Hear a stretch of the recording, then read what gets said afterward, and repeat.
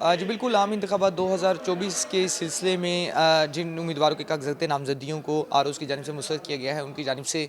Election tribunal Multan में अपीलें दायर की गई थी, जिनकी मजमूई तादाद 219 है, जिसमें से आज 140 के करीब अपीलें जो हैं वो समाअत के लिए मुकर्रर की गई थी, जिसके ऊपर समाअत का सिलसिला अभी भी जारी है। अब से कुछ देर कबल जो है साबिक़ एमएनए रहनुमा पाकिस्तान तहरीक-ए-इंसाफ जमशेद दस्ती के कागज़ात नामज़दगी मुज़फ़्फ़रगढ़ से मुस्तरद किए जाने के खिलाफ अपीलों पर समाअत हुई है और जमशेद दस्ती की जानिब से इनकी अहलिया नाज़िया और भतीजे समद दस्ती के कागज़ात मुस्तरद करने के खिलाफ 8 अपीलें जो हैं वो दायर की गई थी, जिस पे अपीलेट ट्रिब्यूनल के सरबराह जस्टिस सरदार मोहम्मद सरफराज डोगर ने रिटर्निंग अफसरान को नोटिस जारी करते हुए समाअत 6 जनवरी तक मुलतवी कर दी है।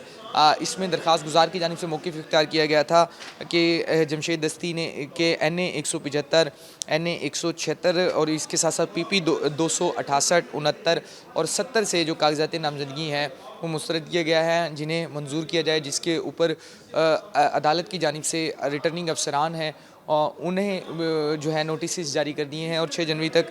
जो समाअत है वो मुलतवी कर दी है। 6 जनवरी को अब जमशेद दस्ती के हवाले से समाअत होगी। इसके अलावा जो तकरीबन 140 के करीब ऐसे